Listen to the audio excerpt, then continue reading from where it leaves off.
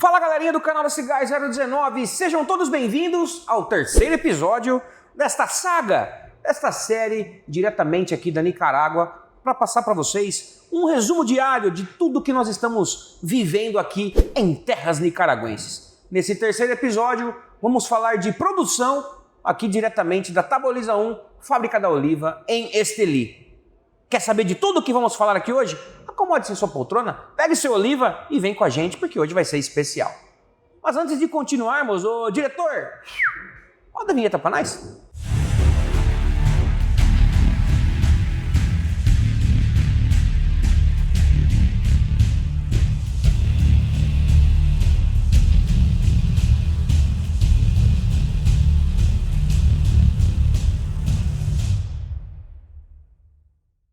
Vinheta rolada, e se você não é inscrito, se inscreva, se você já é inscrito, compartilha e ambos curtam esse vídeo aqui para poder cada vez mais crescermos essa comunidade 019ística aqui nesse canal no YouTube, certo ou não, meu querido Arthur? O primeiro passo é se inscrever, né? Sim, isso é importantíssimo, né? Pô, tá de graça o negócio, não custa nada. Dá um seu joinha, seu comentário é muito importante e vem participar também do grupo do WhatsApp, hein? Super importante a sua presença no grupo mais animado sobre charutos no WhatsApp brasileiro. Certo ou não?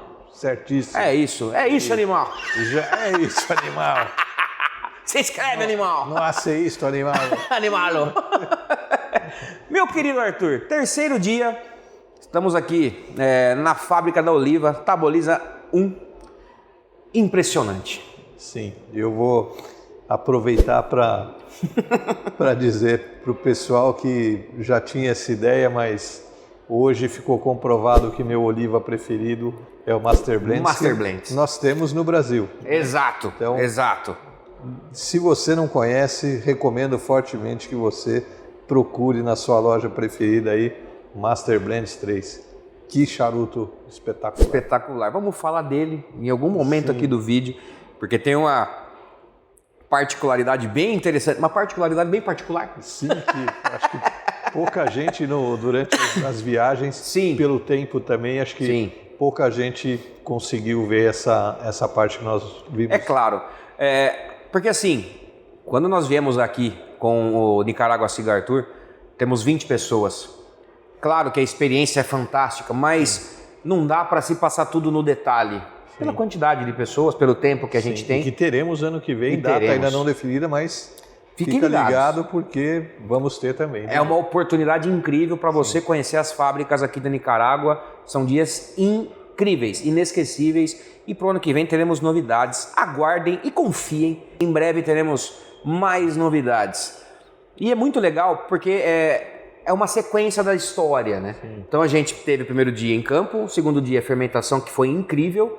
E o terceiro dia começa exatamente quando acaba a fermentação lá nas mesitas, né, Arthur? Sim, estamos aqui na Taboliza 1, que é uma das unidades de produção, e a gente começa vendo a chegada das pacas, né? A Taboliza, que é a parte de produção, ela faz uma solicitação ao fumador para receber os tabacos que ela precisa dentro da programação de produção que eles têm. Sim. Né? Uhum. E aí de cara a gente cai aqui no momento que nós caímos na sala de produção. Um pouquinho antes vimos a separação do tabaco, as pacas sendo revisadas, né? Sendo classificadas, as folhas classificadas. Né? Até para quem assistiu o segundo episódio de fermentação, lá nas mesitas é feita a classificação para onde cada paca vai, para cada linha essa paca será utilizada. Sim. Ela chega aqui, existe uma nova revisão antes dessas pacas ir para a sala de revisão. Sim, então é feita várias etapas de revisão, de separação, de categorização desse tabaco, né, Arthur? Tem uma sala que é destinada só para revisão e classificação das capas. As pacas são desmontadas, as capas são separadas por cor, pelas variedades de tabaco também, de acordo para qual linha elas vão. Sim. Né? Separação por cor, por tamanho, por eventual algum defeito que ainda tenha passado, né? Ela é descartada. E depois uma outra sala onde é feita a separação, classificação das folhas que vão ser usadas para tripa. Exato. E lembre-se que na parte de fermentação nós dissemos que na parte de capas, ali já existe uma pré-classificação do que vai ser capa, do que vai ser capote, porque algumas oscilações em questão de cor já é descartado isso para que isso vire capote.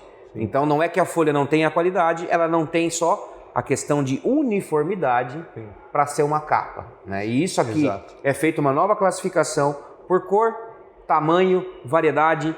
Então tudo isso é feito aqui na fábrica e daí em diante é feito isso, é mandado para a produção, né, Arthur? Sim. Esse tabaco de tripa, ele é levado para uma outra sala, né? E é feita a pesagem dos tipos de tabaco que vão compor cada liga. Então, você tem algumas caixas padrão, onde as folhas que vão para ligeiro são colocadas num boxezinho desse caixão. Sim. São 3 divisões, as folhas de viso e depois as folhas de seco. Sim. E essa caixa é a quantidade que vai ser destinada na sequência para a dupla que vai fazer o charuto. Exatamente. A quantidade para que essas folhas sejam usadas são normalmente para 100 charutos. Isso. Existe um pouquinho a mais para ter uma sobra em caso de necessidade. E as capas e capotes são 102 unidades que eles enviam para a dupla poder trabalhar durante o dia, né, Arthur? Sim. E isso com um controle muito rigoroso, né? Sim. Existem as metas de cada dupla, né? E aí impressiona que eu comentei, né, que a ansiedade foi grande, né? Sim. Porque realmente é muito impactante quando você entra na galera, na sala de torcido, vê aquela quantidade de pessoas. A sala está preparada para ter até 400 duplas. Hoje, pelo que vimos, eles estão com 350 duplas, se eu não me engano. Exatamente, mais ou menos esse número. Agora fala da produção diária, contando além da Taboliza 2, Taboliza... Estamos falando de todas as unidades de Taboliza aqui na Nicarágua, estamos falando de 350 mil unidades dia. Tá bom? 150 para você está suficiente essa quantidade? Dá para fumar um pouquinho. Um pouquinho, né? Vamos chegar numa outra quantidade já que o pessoal acho que vai se impressionar também. Aqui é só número grande. Aqui é... E, cara, é incrível porque é a 4ª vez que eu tô aqui na fábrica e pela 4ª vez eu me emociono ao entrar nessa galera aqui. Porque é enorme, é bonito, é limpo, é bem iluminado, as pessoas trabalham e trabalham muito bem. A gente não vê desperdício, é muito capricho nessa produção. Sim. Né? Você falou de emoção, né? Nós tivemos um bônus aí que foi passar pela Escola da Oliva. Exato. É um trabalho social que a Oliva faz aqui na Nicarágua, oferecendo uma pré-escola. As crianças podem entrar com 1 ano e meio, 2 anos, sai com 4, 5 anos, permanecem ali, podem permanecer 3 anos nessa pré-escola. Sim. Um ensino de muita qualidade, um carinho. Tivemos a oportunidade de bater um papo muito agradável com a diretora da escola. Ver o trabalho, interagir com a criançada lá, Sim. Realmente falar de emoção. É muito legal e a gente pôde entender como funciona, porque estamos falando de 62 vagas que eles têm, Sim. né? Isso no total, o que surge todos os anos... a primeira turma que passa a ser a segunda turma, Sim. surge essas vagas que, por média, sejam 20 vagas ao ano, então, para sei lá quantos funcionários tem na Oliva, são mais de 1.500 funcionários em todas Sim. as unidades. Então, você imagina a demanda que existe para apenas 20 vagas ao ano, Sim. né? Então, eles premiam os funcionários com mais tempo de casa, com a possibilidade de colocar seus filhos ali, né? Então é feita essa inscrição, se analisa a ficha de cada um deles para poder ver se eles estão cumprindo com os requisitos para poder o filho poder estudar ali, que é muito diferente de uma escola pública aqui, por exemplo. Então você vê todo o carinho, todo o capricho, alimentação balanceada, tudo, são 4 alimentações, 4 refeições ao dia. Então é muita coisa, cara, muito, muito legal. Foi muito bonito ver esse trabalho também. Foi especial. Muito bonito, de verdade é muito bonito. Como é bonito aqui a produção, estamos falando de 150 mil charutos ao dia e podemos fazer 2 charutos cada um. O que esses caras fazem durante o dia, nós demoramos o dia todo para fazer 2 charutos. Estamos aqui, que eu carinhosamente apelidei de Oliva Gordo, que é Oliva G de gordo, O seu também ficou gordo, mas tá magro o seu. Saiu um magrinho, saiu um mais gordinho, né? Mas pusemos a mão na massa. Sim. E isso só faz a gente dar ainda mais valor. Exatamente. De ver esse trabalho e entender esse trabalho. E na hora que a gente está sentado lá no lounge, fazer o corte, o acendimento. Sim. E dá mais valor, né? Muito mais valor. Muito mais valor. E é incrível porque, bom, é muito detalhe, a uniformidade que eles fazem essa produção aqui, detalhamento, controle de qualidade, é tudo muito rigoroso. Podemos ver a máquina de tiro, a máquina de fluxo, que é testado, todos os charutos são testados nessa máquina. Todos, então, todos, não é por amostragem. E tá tudo bem quem faz assim também, não é que é errado, mas aqui na Oliva é feito... Todos os charutos passam por esse controle de qualidade. Para destacar que realmente é uma marca que tem esse cuidado a mais. Sim, né? Exato. Às vezes as pessoas olham muito a questão de preço, querem entender o preço, normal isso, acho que isso é importante também. Sim. Mas é trazer para você esse detalhe, é mais um ponto dentro de muitos outros que existem dentro do processo que agregam valor e justificam eventualmente esse preço a mais. Exato. E é interessante porque toda vez que nós estamos aqui, a gente consegue enxergar e detectar que esse valor que é colocado no charuto, ele está aqui muito bem representado, se assim podemos dizer. Porque é muito detalhe, é muito caprichosa toda a produção. 150 mil charutos por dia para você manter a produção regular, a produção uniforme. Então o controle de qualidade ele é extremamente minucioso. Eles disseram qual que é o percentual de descarte que eles trabalham aqui, Arthur? Acho que não chega a 10%. Não chega a 10% disso, então. E 10% de quantidades altas também representam muita coisa. Então, quando é feito esse teste de fluxo, se o charuto é reprovado, ele volta para que seja corrigido. Sim. E se não tiver a forma de ser corrigido... Volta para a mesma dupla. Exato, para a mesma dupla, exatamente, para poder fazer essa correção, né? Que outra, essa questão do rastreio do processo que a gente viu no final, né? Exato. Então é tudo muito no detalhe. E o detalhe que nós pudemos ver dessa vez, a parte de prensa é muito interessante, a parte dos parejos. Não tem nada de muito especial, coloca-se na prensa, dá-se o tempo, que é 1 hora mais ou menos, tira-se da prensa, gira o charuto, prensa de novo e está praticamente pronto. Esse é o charuto redondo. Esse é o charuto redondo, é o charuto parejo comum. Para os charutos box press, o tratamento é diferente e tem algumas coisas distintas ali, né, Arthur? Sim. Que a gente pôde ver. A gente viu ali o processo da linha Oliva Melânio Maduro, vimos do Master Blends e do Oliva Série G também, né? Cada um com um sistema diferente. Então, os tabacos que vão ser destinados a serem prensados, elas têm folhas um pouco mais delgadas, mais finas, para poder, depois da prensagem, entrar dentro de um fluxo adequado. Não, até para que as pessoas entendam, quando você vai fazer um charuto box pressed, não é tirado o tabaco, não é tirada a quantidade de folha, é a mesma. O que muda é a espessura dessas folhas. O pessoal estava nos explicando exatamente isso.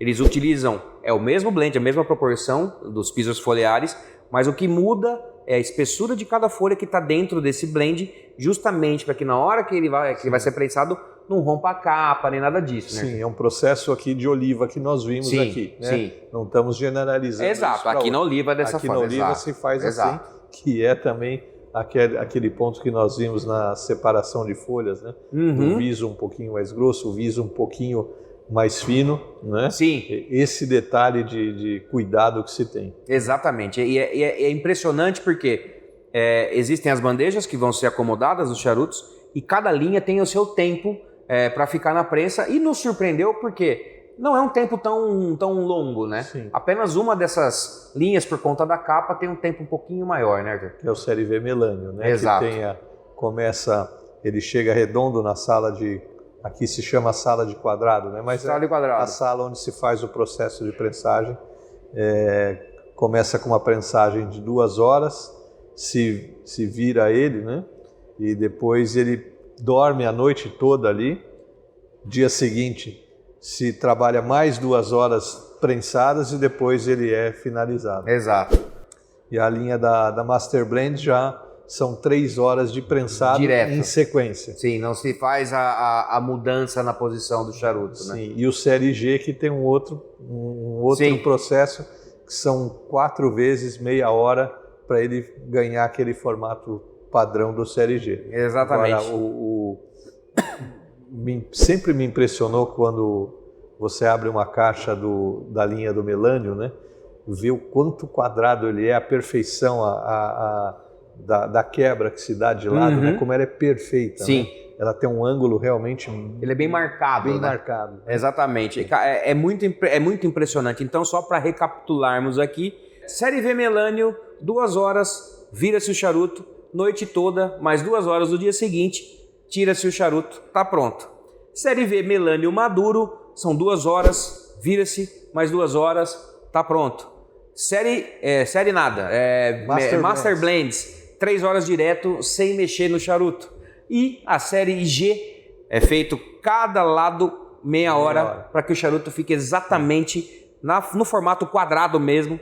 Então, todos esses processos são distintos, acontecem no mesmo lugar, é feito um processo minucioso de conferência para aí partir para o empaque. Sim, seguir o processo que os outros também seguem. Né? Exatamente. E esse empaque ele começa num ponto de separação por coloração das capas, né? Sim. As caixas são recolhidas de cada dupla, né? Isso é tudo colocado, rastreado também, etiquetado, qual dupla fez. Existem caixas especiais, essa caixa vai para a sala onde é feita essa classificação, são mesas grandes, né?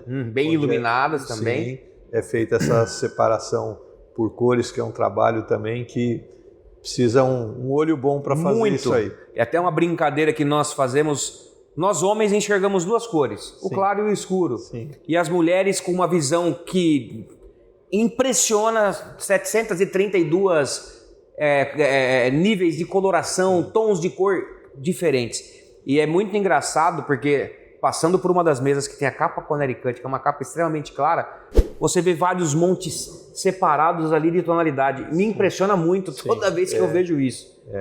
E todas as mulheres fazendo isso aqui é um trabalho que admirável, me impressionou demais também, já várias vezes em outras situações que a gente viu esse processo, essa capacidade de identificação simplesmente visual, né? Sim, exatamente.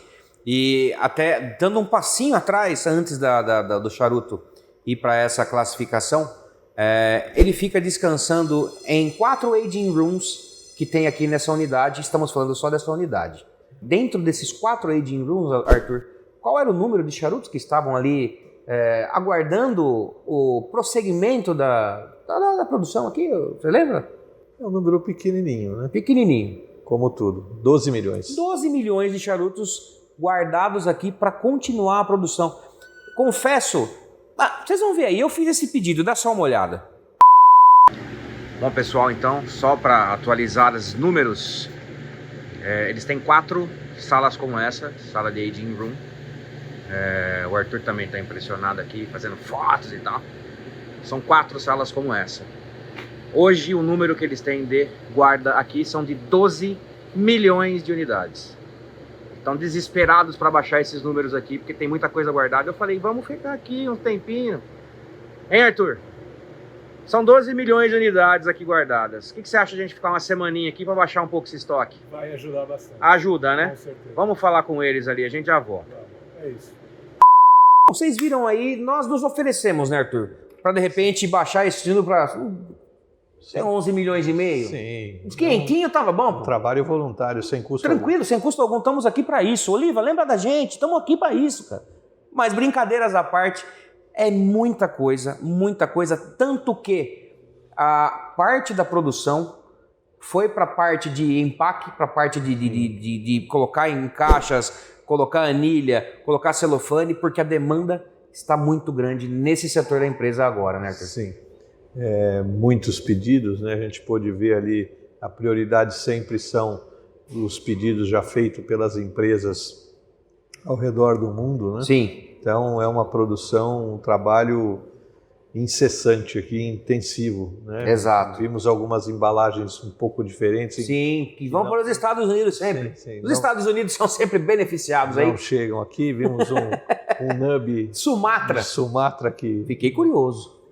salivamos Fiquei ali. curioso. E é muito legal de ver todo esse trabalho, porque também é sempre no detalhe, são várias anilhas, várias linhas que estão sendo ali colocadas ao mesmo tempo, então tem que ter um nível de controle, um nível de organização muito rígido para que tudo isso continue e seja produzido da forma correta, né? Sim, e aí depois de todo esse processo de colocação nas caixas, vimos um detalhe ali que me chamou muito a atenção, né? Algumas caixas elas têm aquele celofane em volta, né? O sistema usando um ferro, de passar roupa. Com uma Só que aqui é um ferro de seladora. passar caixa. É um ferro especial, né? Exatamente. Mas para selar foi bastante interessante. E é legal, você tocou num ponto que a gente estava falando de rastrear, de questão de organizar. Cada caixa, pelo menos da que nós vimos, que é a linha do Melânio, eu acredito que isso se replique em outras linhas também. Cada caixa, dentro dela, no papel vegetal que tem ali, tem o carimbo, que é a pessoa que colocou dentro da caixa. Sim. E a parte de fora da caixa também existe um outro código de rastreio, só que com uma tinta que você só vê com luz negra, Sim. que é justamente para que se você receber um charuto ruim, um charuto que esteja travado, um charuto por qualquer coisa que tenha passado aqui na produção, chegou até a sua mão e está errada a produção ali, eles conseguem identificar quem foi que fez, quem foi que colocou na caixa, porque é uma dupla checagem de qualidade que tem que ser feita e é extremamente rígido. Sim, e é justamente por isso que eles fazem esse trabalho. Sim, mostra o compromisso que a empresa tem com o consumidor final. Exato. É trabalhar sempre pensando na satisfação na hora que você sentou lá para degustar o seu oliva, né? É muito impressionante. Exatamente. E o controle que nós vimos a parte de congelamento também, né? Todos os tabacos depois das caixas prontas, elas são embaladas numa caixa master, né? Sim. E essas caixas master são resfriadas e depois congeladas para se garantir. Nós vimos também, Sim, já durante todo o processo, principalmente na fermentação, fumador, né? Sim. Controle com lasioderma, né? Qualquer suspeita, né?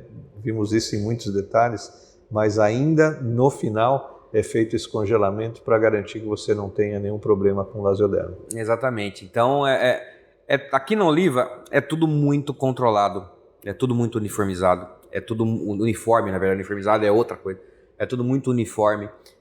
A produção ela é extremamente organizada, funciona como um reloginho suíço, tudo funciona, tudo nas suas etapas, para que tudo dê andamento. Então, depois que faz esse congelamento, ela volta, deixa 3 dias para que isso volte à temperatura normal, para que você receba o melhor na sua mão, para você ter aí uma degustação perfeita, para você ter uma experiência padrão Oliva, né? Porque a gente brinca que hoje no mercado existe o padrão Oliva. Sim, é um padrão realmente muito alto e já admirava. Essa vinda aqui serviu para admirar ainda mais nesse trabalho nosso, além dessa parte profissional que a gente tem aqui, a motivação de estar aqui, mas uma admiração como consumidor da marca também. Sim. Tivemos um bônus especialíssimo numa das noites. Muito especial, muito especial. Isso é muito legal, porque de verdade nós estávamos fazendo aqui parte do dia comum para eles. Sim. Aqui, né? E estava tão comum que estávamos jantando na Casa Oliva, Sim. que é um lugar espetacular. Quem vem para cá no Nicarágua Cigar Tour conhece a Casa Oliva. Pero, nesse dia, tivemos a visita de Gilberto Oliva Jr., nada mais, nada menos que o criador do blend do Oliva Série V Melânio. Foi realmente inesperado, porque nós não estávamos sabendo disso, né?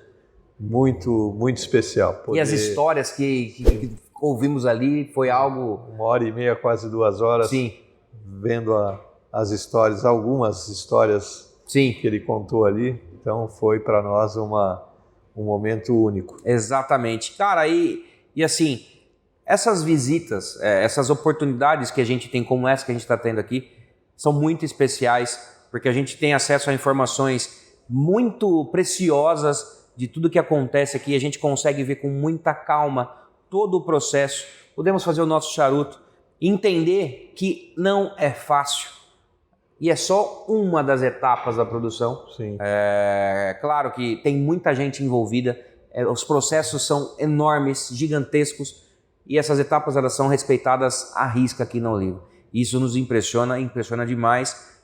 Falando de produção, quando em 2016 eles saíram de 18 milhões de unidades para o que se tornaram hoje, sim, produzindo 150 mil charutos, sim, ao dia. Praticamente hoje com a produção dobrada, né? Exato, dobraram a produção nesse pouco tempo. Claro que tem muito implemento de tecnologia, mas sempre respeitando a tradição também, sim, né? Estamos falando em 35 milhões de charutos aproximadamente, ano. É um número impressionante, se mantendo esse padrão de qualidade. Exato, porque acredito que vocês já ouviram a gente falar em alguns vídeos. Se você fumou um Oliva, ou se você fumou um Oliva há 2, 3 anos atrás, hoje você vai fumar o mesmo, e daqui 4 ou 5 anos também você vai fumar, sim, o mesmo. É uma preocupação que eles têm e levam muito a sério aqui, essa padronização, que é para que você tenha uma experiência legal, uma experiência boa, e volte a fumar mais, porque no fim das contas é o que vale. Se você, sim, tem uma boa experiência, você se conecta com a marca, e assim você começa a querer fumar cada vez mais, experimentar, sim, coisas diferentes. E no Brasil a gente tem uma oferta de oliva muito grande, né? Muito grande. Eu diria que até um privilégio a gente poder oferecer isso para o nosso consumidor lá. Sim, exatamente. E você aí? O que você mais quer saber aqui? Quer saber mais coisas de oliva? Tem mais curiosidades? Deixa seu comentário aqui e a gente volta, comenta, e não vamos deixar nenhum de vocês com dúvidas sobre oliva. Esse é o terceiro e último capítulo, mas essa saga sobre oliva, é claro, essa saga continua, porque amanhã vamos começar nada mais nada menos com Joya de Nicaragua. Vai ser outra viagem fantástica. Sem dúvida alguma. Então, deixa aqui o seu comentário, compartilha com todo mundo e venha fazer parte aqui, se inscrevendo nesse canal sensacional, porque é só aqui que você acompanha essas viagens sensacionais, certo, meu querido Arthur? Certíssimo. Podemos partir? Vamos para a próxima. Vamos para a próxima. Então esperamos vocês em próximos vídeos aqui em nosso canal. Muito obrigado por nos acompanhar sempre e, claro, um beijo deste gordo que vos fala, que agora tem até o Oliva Série Gordo. Até a próxima. Tchau.